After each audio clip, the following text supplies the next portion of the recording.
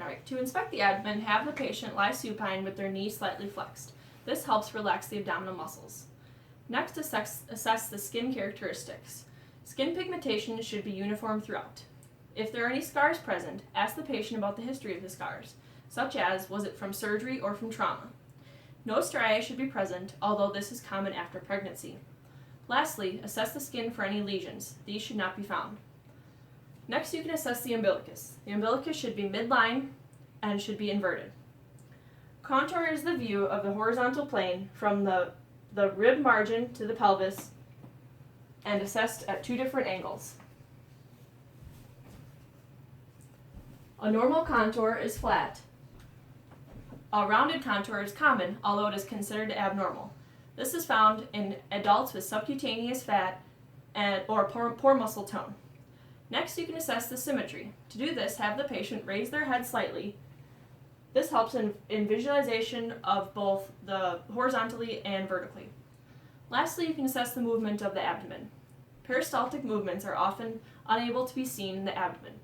Aortic pulsations can often be seen in very thin people or in the epigastric or supraumbilical area.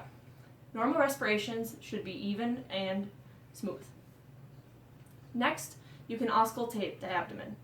Auscultation is performed before percussion and palpation because these may cause alterations in peristalsis.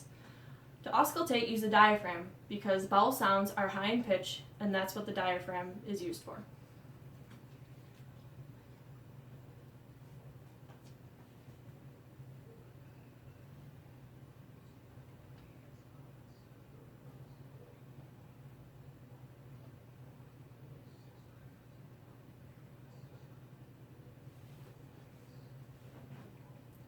Bowel sounds often change from moment to moment.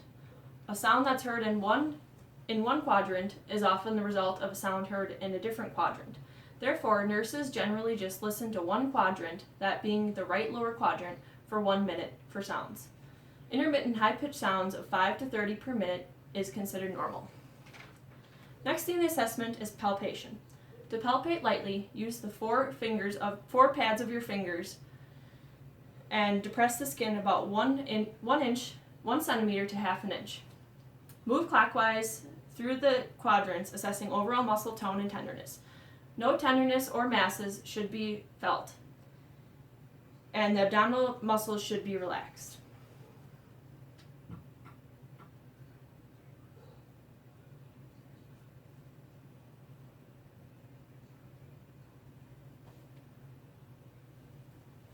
The last part of the assessment is percussion. Percuss the abdomen if you suspect fluid, solid mass, or distension. Tympany is the most common sound heard due to the presence of gas. Also, there may be increased tympany over the gastric bubble in the left upper quadrant. Another tone that's heard is dull. Dull tones are often heard over solid fecal matter or another solid structure.